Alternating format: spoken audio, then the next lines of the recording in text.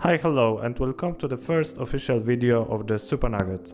In this video, we'll learn about the role level security, so really basic block of the Supabase. In this video, you will learn how to set the ownership of the table, so how to connect the user to the table, how to consume this API, and how to build a table like this where you can add a new rating.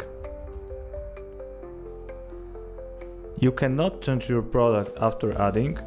You can change your own stars, your surname, but you cannot, for example, change the Zoe name because you are not owner of it. You can later delete your own rating, but you cannot delete someone's rating.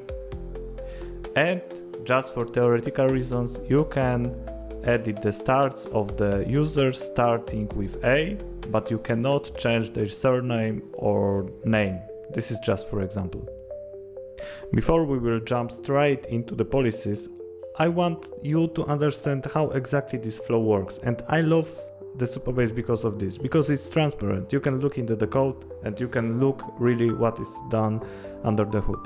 So the flow in the Supabase works like this.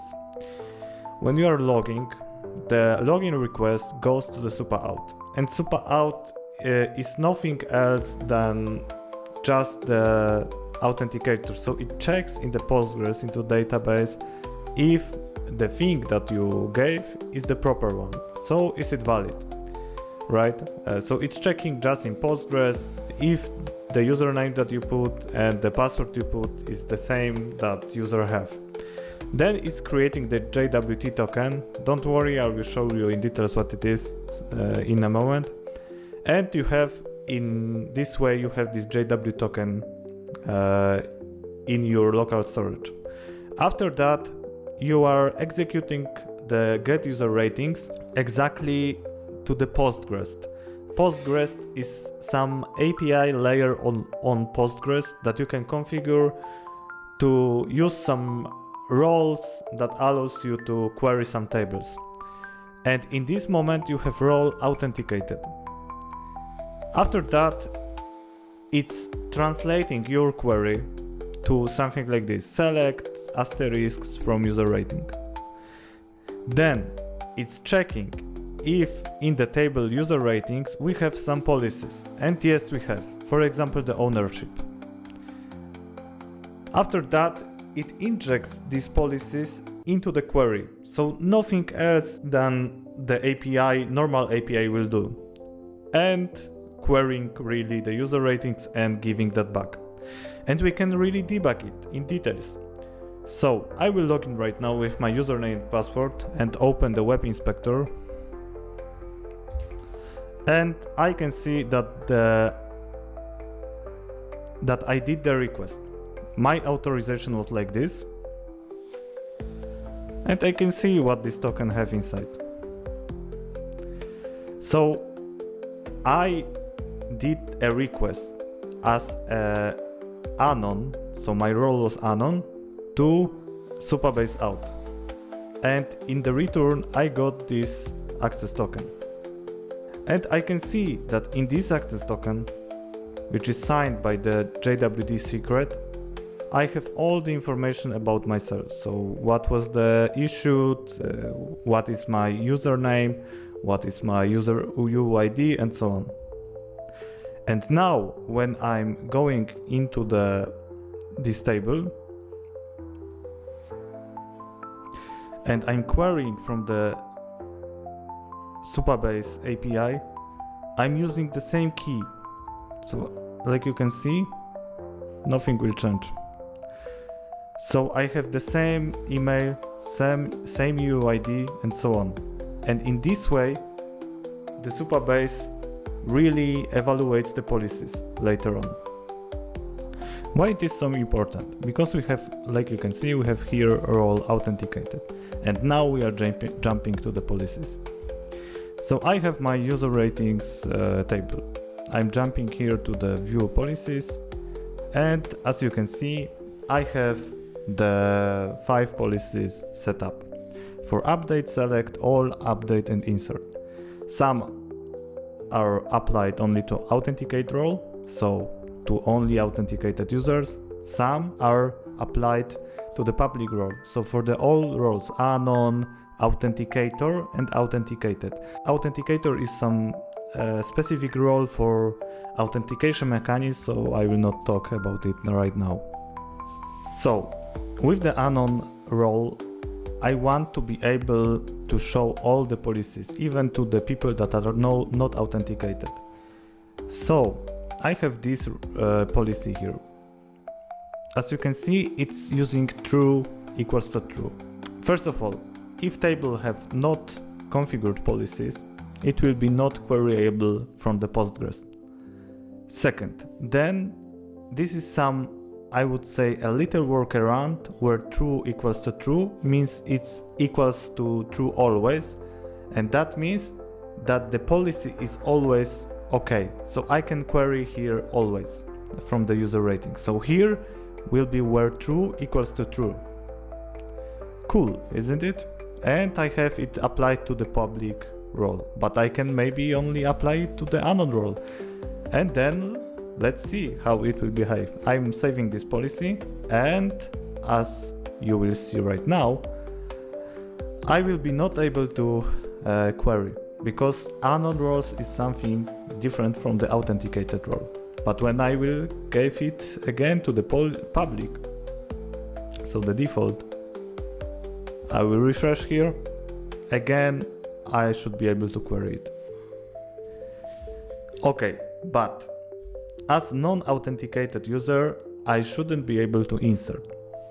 And by default is prohibited, because there is no policy to do it, and my table have enabled policy.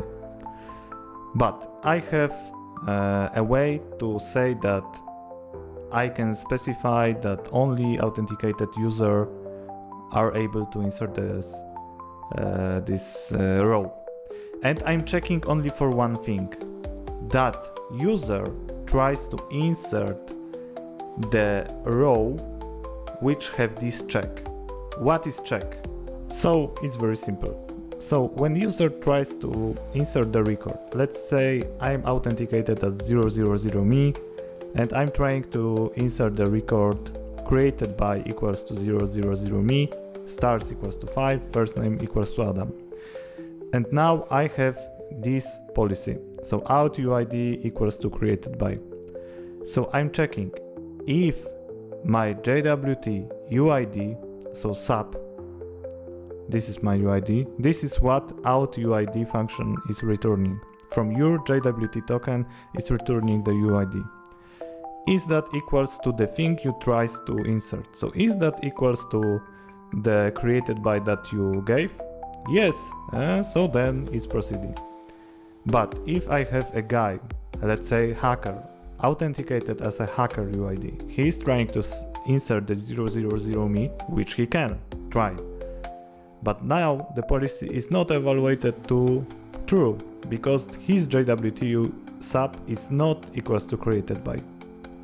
So in this way it will just remove it. So this function is crucial because it checks if this UID of user, so really if the authenticated UID of the user is equals to something, so if exists and equals. I have additional MFA check. This is only related if you have 2FA inside your code, so if you have multi-factor authentication, but let's not talk about this in today's video. I have also update. So what should I be able to update? So I here have a policy that allows me to first using versus check. Using means that user is even able to select this for update. So select this row. So this policy is evaluating if user even can select the row he is trying to update. Then we have the check. So he is trying to update with some new values. What these values are? What are the rules for these values? And I have a simple rule. So first of all, he needs to be owner of this, so the ownership of the table. And then I have helper function, which I will show you later. It's available, I wrote it. Some people say that it's not possible, but it is possible to check if he have not changed columns that you specified. So he can only change the user rating table and stars, name and surname. And we can see that in action. So I have my row here, ZZZ, and I have the policy that allows me to edit name and surname, but let's remove the surname for now. And as you can see, I cannot update the surname anymore, but I can still update stars and my name.